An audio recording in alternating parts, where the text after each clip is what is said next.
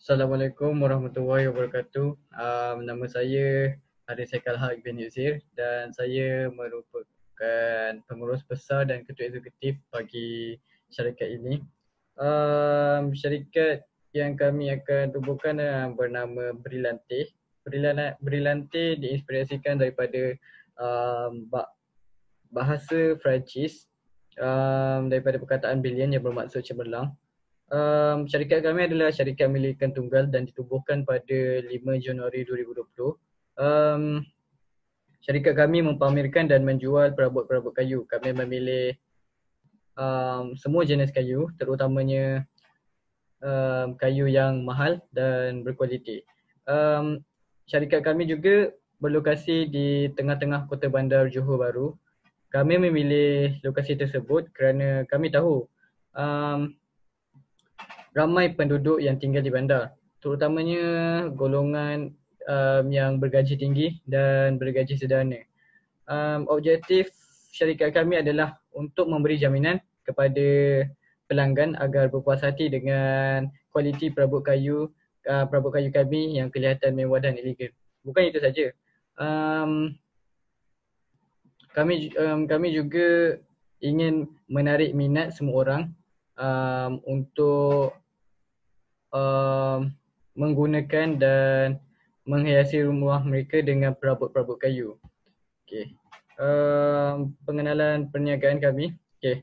Kami mensasarkan pasaran kami kepada golongan kaya dan sederhana. Pada asalnya kami mendapat ilham daripada negara luar terhadap perabot kayu ini.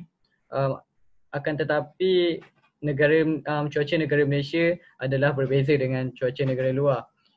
Kerana Malaysia mempunyai kuantiti hujan yang lebih banyak, maka perabot kayu tidak sesuai untuk digunakan di luar rumah, dan ia lebih sesuai dihiasi di dalam rumah. Kami juga mempunyai dua perkhidmatan atau dua aktiviti, iaitu penghantaran dan penjualan. Kami mempunyai 15 orang pekerja. 9 daripadanya bertugas di bahagian pasaran. Mereka mempunyai jawatan-jawatan seperti pegawai kewangan, dan 6 orang dan lain-lain. Okay, 6 orang lagi bekerja sebagai bekerja di bahagian penghantaran dan penerimaan. Kami mempunyai katalog untuk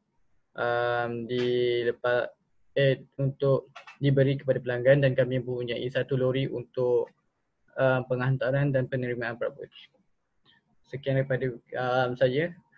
Terima kasih. Assalamualaikum dan selamat sejahtera. Hari ini saya Muhammad Haidir bin Umar AA180059 ingin membentangkan tentang profil perniagaan dan skop perniagaan. Mari kita mulakan dengan profil perniagaan. Bagi nama perniagaan ialah Brillante. Ejaannya BRILLANTE. Untuk alamatnya pula ialah nombor 12 Jalan Siantan 1, Taman Kemas, 81200, Johor Bahru, Johor. Alamat surat menyurat pula sama juga dengan alamat perniagaan. Bagi bentuk syarikat ini ialah milikan tunggal. Kegiatan utama perniagaan ini ialah menjual perabot. Tarikh permulaan perniagaan ini ialah 1 Januari 2020. Bagi nombor pendaftaran pula ialah MR00053211KA. Untuk modal permulaan pula ialah sebanyak RM500,000 Malaysia. Seterusnya saya ingin membentangkan tentang latar belakang pemilik. Pemilik yang pertama ialah bernama Haris Haikal bin Yusir. Beliau berjawatan pengurus besar pentadbir dan operasi. Beliau dilahirkan pada 26 Jun 2000 berumur 20 tahun dan juga masih bujang. Pemilik yang kedua ialah bernama Muhammad Izzat Zafri bin Muhammad Fazil. Beliau berjawatan pengurus kewangan dan pasaran. Beliau dilahirkan 30 April 2000. Beliau juga berumur 20 tahun dan masih bujang. Sekarang saya ingin menceritakan sejarah, visi dan misi perniagaan.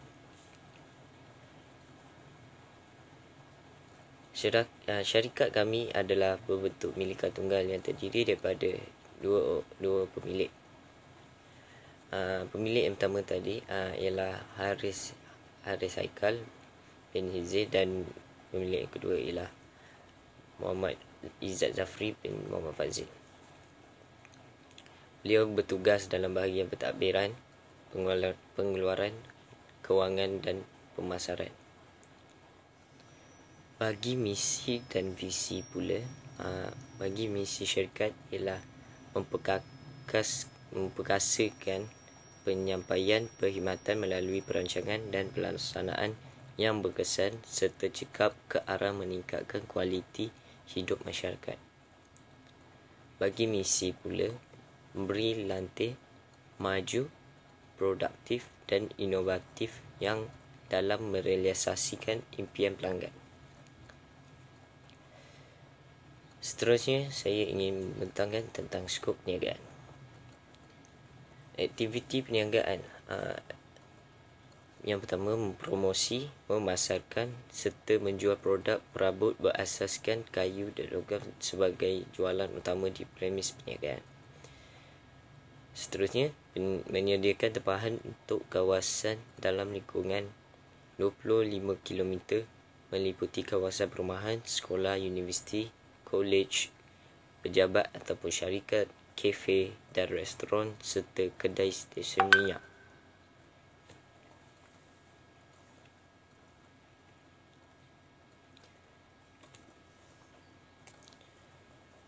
Produk ataupun perkhidmatan yang ditawarkan untuk kedai beri lantai adalah pembuatan perabot dan pembuatan kiraan kayu. Bagi perkhidmatan pula, menerima tempahan untuk perabot rumah, pejabat dan sebagainya. Menyediakan perkhidmatan pesanan dan penghantaran produk kepada pelanggan. Yang seterusnya, menerima tempahan perabot dari syarikat ataupun dan individu. Selain itu juga menerima tempahan dan pesanan daripada pejabat atau syarikat untuk jenis produk, perabot atau kiraan kayu. Akhir sekali, bagi skop perniagaan ialah potensi perniagaan. Bagi potensi perniagaan, berdasarkan kepada analisis dan kajian pesanan yang dibuat, perniagaan ini mempunyai potensi yang cukup besar untuk dikembangkan, khususnya di sekitar kawasan Johor Bahru. Sekian, terima kasih daripada saya. Assalamualaikum. Assalamualaikum. Nama saya Muhammad Syafiq bin Muhammad Nasri. Jawatan yang saya pegang dalam syarikat ini ialah sebagai pegawai pemasaran. Okey, hari ini saya akan membentangkan tentang rancangan pentadbiran. Okey. Yang pertama sekali ialah carta organisasi. Carta organisasi ini ialah organisasi di dalam sebuah syarikat, iaitu tugas-tugasnya dan tanggungjawabnya. Okey, yang di atas sekali ialah ketua pegawai eksekutif, iaitu Haris Haikal bin Hizir. Setiausahanya ialah Muhammad Azri bin Abdul Rahim. Pegawai pemasaran Muhammad Syafiq bin Muhammad Nasri, iaitu saya. Pegawai keuangan Muhammad Izzat Zafri bin Muhammad Fazli. Pegawai operasi Muhammad Haidar bin Omar. Pegawai sumber manusia Muhammad Danish Aiman bin Abdul Manap. Penolong pegawai pemasaran Izzat Danish bin Hashim.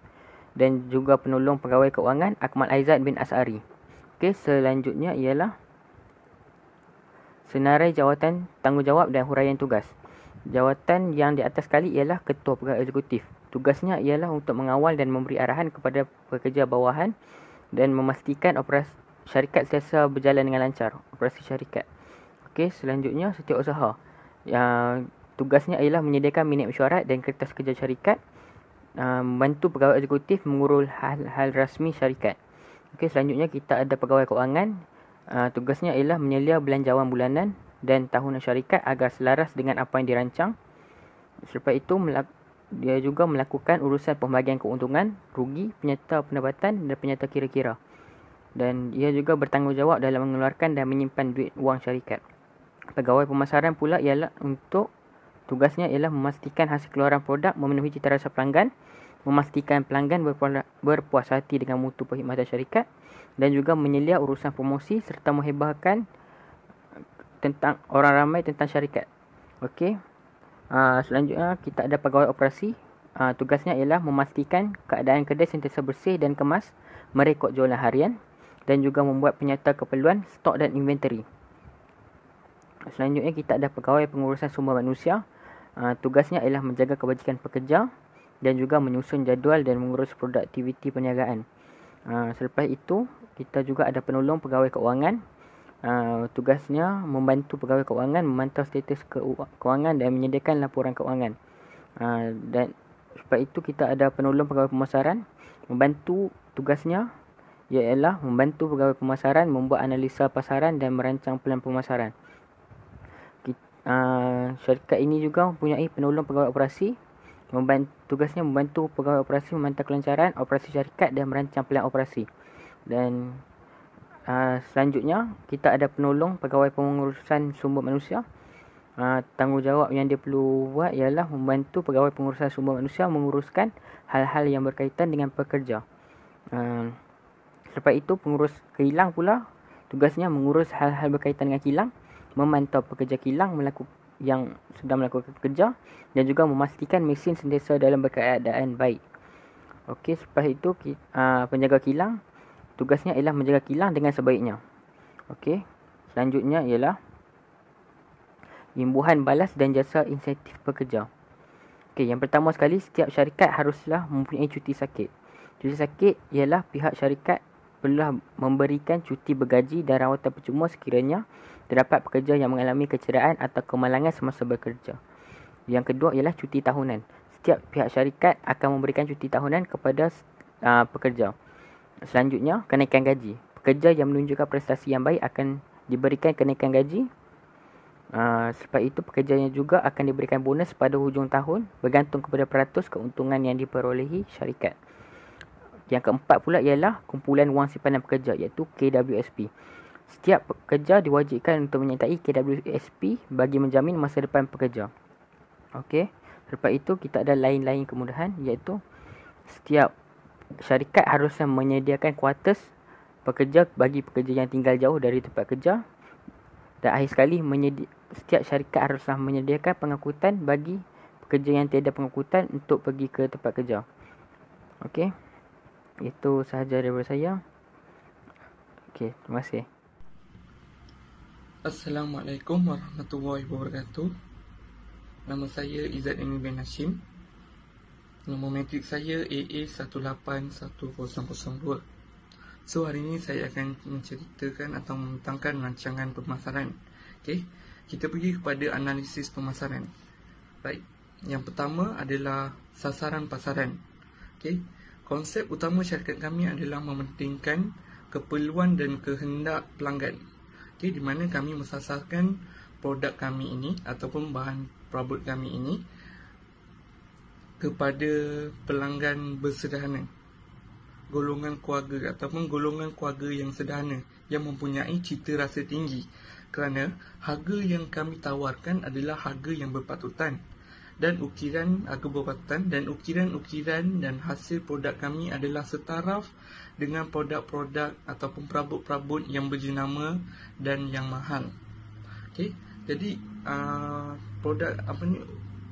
pasaran kami adalah berfokus kepada golongan keluarga yang sederhana dan yang bercita rasa tinggi. Okey. Selain itu, syarikat kami juga mementingkan pesaing yang sangat sihat, iaitu di mana di kawasan sasaran pasaran kami mempunyai pesaing ataupun syarikat yang mengeluarkan perabot yang sama. ataupun barang industri yang sama. Jadi kami mengambil berat juga faktor itu. Akan tetapi di kawasan ini mempunyai pesaing yang sangat terhad. Oleh itu kami menganggap perniagaan kami ini berpotensi sangat cerah pada masa hadapan kerana mempunyai pesaing yang sangat terhad. Okey. Seterusnya adalah saiz pasaran. Okey. Terdapat 10,000 penduduk yang berkeluarga di kawasan sasaran pasaran syarikat kami. Okay. Berdasarkan analisis yang dibuat merujuk kepada jumlah keseluruhan kumpulan sasaran dan pesaing yang kecil di kawasan ini dianggarkan 10% menjadi pelanggan tetap setahun. Okay. Berdasarkan analisis tersebut, syarikat kami telah membuat perkiraan di mana saiz pasaran bersama dengan angka potensi darab dengan bilangan penduduk. Okay. Maka saiz pasarannya ialah 10% darab 10,000 penduduk bersama dengan 1,000 unit. Okay. 1,000 unit pasaran mungkin akan menjadi tetap penjualan 10,000 unit produk akan menjadi tetap dalam setahun yang akan dijual. Okay. Seterusnya adalah share pasaran. Okay. Berdasarkan kepada analisis pesaing, didapati peratusnya adalah rendah untuk lingkungan kawasan pasaran ini. Namun faktor lain perlu diambil kira seperti lokasi perniagaan yang mempunyai lingkungan kepadatan oleh pengusaha dari luar kawasan. Oleh itu share pemasaran dianggarkan sekitar 55%, iaitu bagi share pasaran. Alright. Seterusnya adalah kelemahan dan kekuatan pesaing. Iaitu kelemahan pesaing ialah syarikat dan ataupun kedai mereka adalah kedai yang baru. Jadi syarikat mereka ataupun kedai mereka tidak terlalu popular kepada pelanggan. Jadi itu adalah satu kelemahan pesaing.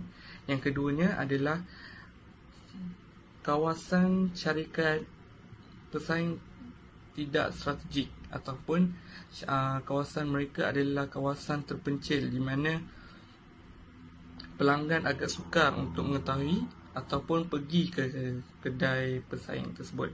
Okey. Seterusnya adalah kelebihan pesaing, iaitu produk dan barang-barang keluaran adalah 100% ataupun 100% bumi putera. Itu adalah kelebihan pesaing. Yang kedua adalah harga yang ditawarkan kepada pelanggan agak berpatutan juga seperti syarikat kami. Jadi itu adalah kelebihan pesaing. Baiklah, Assalamualaikum warahmatullahi wabarakatuh. Nama saya Kamal Izzat bin Asari dan saya akan sambung penerangan mengenai analisis pemasaran. Analisis first kali strategi pemasaran, iaitu ada 4, iaitu produk, harga, pengedaran dan juga promosi. First kali produk. Produk kami menekankan 4 poin, iaitu harga produk yang berkualiti saja yang dijual kepada pelanggan. Yang kedua, daya ketahanan produk yang tinggi. Yang ketiga, keselamatan penggunaan produk ini dijamin oleh syarikat kami. Dan yang terakhir, produk kami daripada hasil ukiran kayu. Jadi kami hanya menjual daripada hasil ukiran yang baik dan berkualiti saja. Next, harga. First kali, harga yang berpatutan dan kualiti produk juga khidmat seperti penghantaran produk. Ia bukan saja berpandukan daripada kualiti produk, tapi kami juga mengambil kira daripada harga seperti khidmat seperti penghantaran produk kami. Yang kedua, kami juga mempunyai kategori harga perabot yang berlainan seperti sederhana dan juga mahal, mengikut kualiti produk supaya menyasar kepada golongan sederhana dan juga kaya. Jadi kami bukan saja tertumpu pada satu golongan kaya maupun sederhana saja, tapi kami juga tertumpu kepada golongan yang luas, secara meluas, iaitu kami tertumpu kepada kedua-dua jenis golongan, iaitu sederhana dan juga kaya. Yang seterusnya, sentiasa mengubah harga mengikut harga pasaran. kami bertindak adil dan juga sama dengan pelanggan kami, dan kami akan menjual harga mengikut harga pasaran dan kami tidak akan menaikkan harga sesuka hati kami saja. Okey, dan seterusnya iaitu yang terakhir, perubahan harga juga kami mengikut harga pesaing bagi menarik pelanggan kami. Okay. Next, mengenai pengedaran. Pengedaran kami kami menggunakan alternatif yang terbaik, iaitu pengedaran kami hanyalah di dalam negeri. Jadi kami itu bukan pengedaran di dalam negeri, jadi kami menggunakan pengedaran darat, iaitu lori. Okay. Sebabnya ialah ia sangat efisien kerana saiz produk kami agak besar, iaitu perabot. Jadi ia bersesuaian dengan penggunaan lori untuk menghantar produk kami, iaitu perabot. Okay. Seterusnya, ruang besar di dalam lori menjamin keselamatan produk semasa penghantaran. Ia juga efisien sekiranya untuk melakukan penghantaran yang banyak. Okay. Dan yang terakhir sekali adalah promosi. Okay. Untuk promosi kami ada banyak cara, iaitu ada 7 keseluruhannya. Okay. First sekali, melatih pekerja supaya berdisiplin serta teknik untuk melayan pelanggan dengan cara yang terbaik. Kedua, memberi profil kepada pelanggan besar seperti syarikat besar dan juga syarikat kecil untuk menunjukkan sikap profesional antara kami. Ia juga untuk mengekalkan hubungan antara kami dan juga pembeliannya secara berterusan. Okay. Ketiga, menyediakan page ataupun laman sesawang untuk syarikat supaya pelanggan kami dapat melayarinya, atau lebih dikenali sebagai melakukan survey sebelum membuat pembelian di kedai kami. Okay. Yang seterusnya, memperbanyakkan iklan ataupun ads di internet dan juga laman sesawang. Ia adalah cara yang sangat mudah dan juga murah. Dia juga amat berpotensi tinggi untuk menjadi viral. Okay. Seterusnya, yang kelima, papan tanda untuk memperlihatkan kepada pelanggan kami sama ada kami akan mengadakan promosi ataupun pelancaran kedai ataupun event di cawangan kami. Okay. Yang keenam, menyediakan kad perniagaan kepada pekerja supaya diberikan kepada pelanggan yang berpotensi. Dan yang terakhir adalah uniform yang seragam untuk menunjukkan sikap profesional dan disiplin para pekerja kami. Okey, itu saja. Assalamualaikum warahmatullahi wabarakatuh. Nama saya Muhammad Dini Saiman bin Abdul Manap. Saya nombor metrik AA181594. Okay, hari ini saya akan saya akan terangkan pasal saya punya part, iaitu rancangan perniagaan. Okey, rancangan perniagaan, latar belakang perniagaan. Latar belakang perniagaan ini dijalankan di Johor Bahru, dan perniagaan kami ini dijalankan secara milik kayu tunggal, dan kemudahan asas ialah kami menjual perabot dan juga membekalkan barangan berasaskan kayu. Okey, untuk poin yang kedua, carta ahli proses. Carta ahli proses ni, yang pertama penerimaan reka bentuk perabot, yang kedua penerimaan bahan mentah, yang ketiga pemprosesan buatan perabot, yang keempat pemeriksaan kualiti, dan yang kelima pelabelan dan pembungkusan, dan yang terakhir juga adalah penyimpanan. Itu adalah carta ahli proses. Okey, untuk yang poin ketiga, iaitu next. Okey, susun atur premis perniagaan operasi. Okey, boleh tengok gambar tu. Itu adalah susun atur premis perniagaan operasi. Okey, dia ada 4 ruangan, iaitu ada tempat penyimpanan bahan mentah. Dia dekat dengan pemprosesan buatan perabot, kerana ia akan memudahkan untuk melakukan kerja. Berdekat dengan simpan bahan-bahan dengan tempat pemprosesan itu adalah berdekatan, so mudah untuk melakukan kerja. Okey, yang ketiga adalah pemeriksaan kualiti. Selepas kita melakukan pembuatan perabot tu, kita akan meriksa kualiti dia. Dan apabila pemeriksaan kualiti tu sampai SOP, sampai dia punya tahap kualiti dia yang okey, dia akan pergi ke stok penyimpanan perabot. Dia akan disimpan lah. Okey, tu je lah saya punya part rancangan perniagaan saya, iaitu ada 3 part tadi. Okey, terima kasih.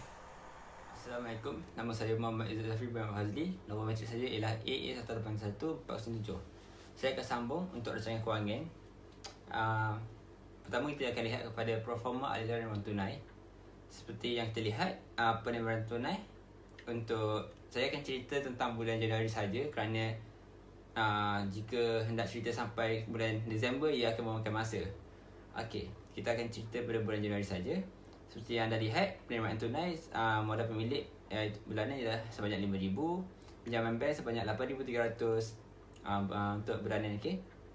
Dan jualan tunai sebanyak RM50,000. Ini hanyalah anggaran. Okey, kita akan dapat jumlah penerimaan tunai sebanyak RM63,300. So, kita pergi kepada pembayaran tunai. Pembayaran tunai dia mempunyai banyak skop. Pertama ialah belanjawan pemasaran, iaitu promosi dan iklan sebanyak RM1,000, komisen jual sebanyak RM1,000. Kita akan pergi ke belanja operasi, belian tunai sebanyak RM5,000, bayaran akaun sebanyak RM4,000, pengangkutan masuk dan duty sebanyak RM1,500 dan gaji KWSP dan juga perkeso sebanyak RM10,000. Okey, kita akan pergi ke belanja operasi. Sewa bangunan dan tanah sebanyak RM3,000. Deposit iaitu pendaftaran dan lesen sebanyak RM280. Pelbagai belanja saya anggarkan RM300 sebulan. Belian aset tetap sebanyak RM1,000. Bayaran muka sewa beli sebanyak RM1,000. Dan pokok faedah RM500-200. Insurans kedai sebanyak RM5,000 satu bulan. Kita akan pergi kepada bayaran balik pinjaman. Pokok dan faedah sebanyak RM1,250 dan RM1,250 dan juga faedah sebanyak RM500.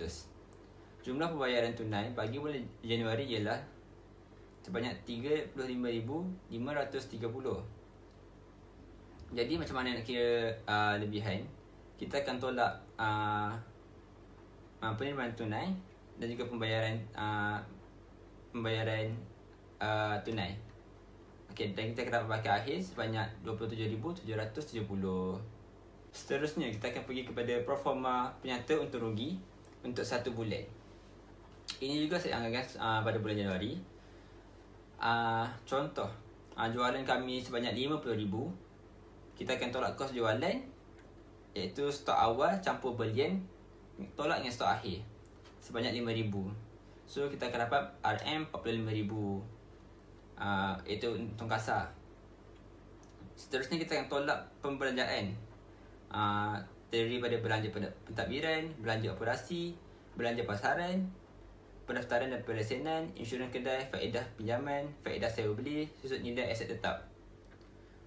So, apabila ditolak semua tu, kita akan dapat jumlah pembayaran ialah sebanyak RM28,860 dan kita akan tolak untung kasar kita dengan jumlah perbelanjaan dan kita akan dapat untung bersih sebanyak RM16,120. Okey, kita akan masuk kepada performa penyata kunci kira-kira. Kita akan listkan dulu kita punya aset bukan semasa, iaitu aset tetap, perabot dan kelengkapan pejabat sebanyak RM100,500, luaran penghantaran RM50,000, mesin dan peralatan RM4,000, deposit sebanyak RM3,000. Jumlah kita akan dapat RM157,500. Aset semasa pula, stok bahan mentah sebanyak RM5,000, stok barang siap sebanyak RM20,000 kerana kami membuat perabot. So stok barang siap perlu mengeluarkan sedikit duit. Tunai sebanyak RM63,300. Total RM88,300. Apabila dan jumlah untuk aset semasa tambah aset semasa akan dapat RM245,800. Ekuiti pemilik pula, modal tersendiri terdiri daripada RM108,680. Untung bersih terkumpul untuk sebulan sebanyak RM16,120. Itu pada bulan Januari. Dan hasil tambah ialah RM125,800. Kita akan masuk ke liability bukan semasa. Baki pinjaman sebanyak RM50,000 kerana pada bulan Januari kami baru saja dapat pinjaman bank. Insurans sebanyak RM60,000. Total RM110,000. dan juga liability semasa, cukai belum bayar sebanyak RM1,000. Apabila kita tambah kesemuanya, kita akan dapat balik jumlah yang sama seperti aset semasa dan aset semasa. Aset semasa dan aset bukan semasa, iaitu RM249,800. Baiklah, kita tiba ke penghujung, iaitu rumusan. Melalui perniagaan yang kami lakukan ini, kami berharap dapat memenuhi permintaan dan kehendak pelanggan dengan menghasilkan sebuah perabot. Kami juga sangat menitik beratkan tentang kaedah pasar perabot yang kami lakukan kepada pelanggan kami. Perabot kami juga sekaligus memberi suasana yang baru di dalam rumah kediaman pelanggan kami kerana mereka bentuknya sangat cantik dan mutu tinggi. Sekian. Okay, Assalamualaikum warahmatullahi wabarakatuh. Nama saya Muhammad Azri bin Abdul Rahim selaku setiausaha bagi syarikat ini. Okay, bahagian saya adalah menerangkan tentang perancangan kewangan bagi syarikat ini. Okay, mari kita mulakan.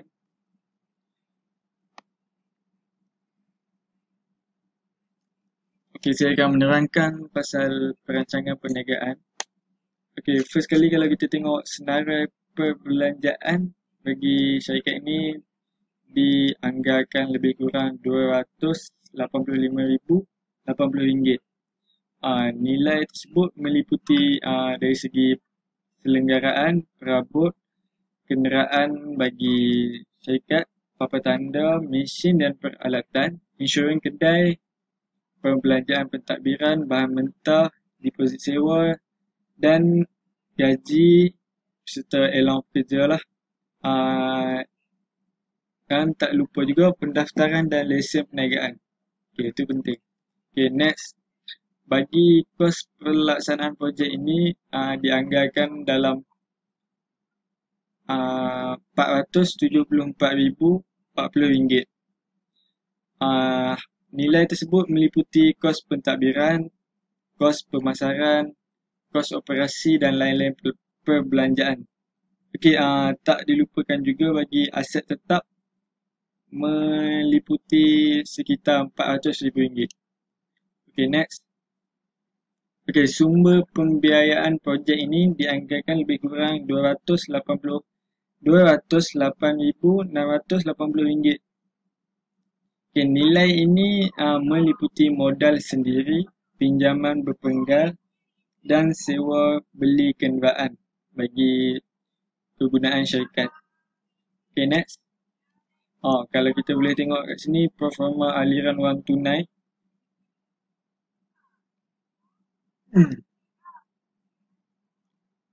Dia ada dalam jadual ni. Okay, kita boleh tengok baki akhir bagi setiap bulan. Untuk bulan Jun, bulan Februari, bulan Mac. Okay, next saya akan terangkan pasal performa penyata untung rugi untuk sebulan saja. Okay, kalau kita tengok jualan yang kita perolehi secara untung kasar dia lebih kurang dalam RM45,000. Okay, kalau kita tolak balik apa yang kita guna untuk bayar ni yang dinyatakan ni, kalau kita kira balik, kita akan memperoleh untung bersih sebanyak RM16,120. Okay, ni performa penyata kunci kira-kira.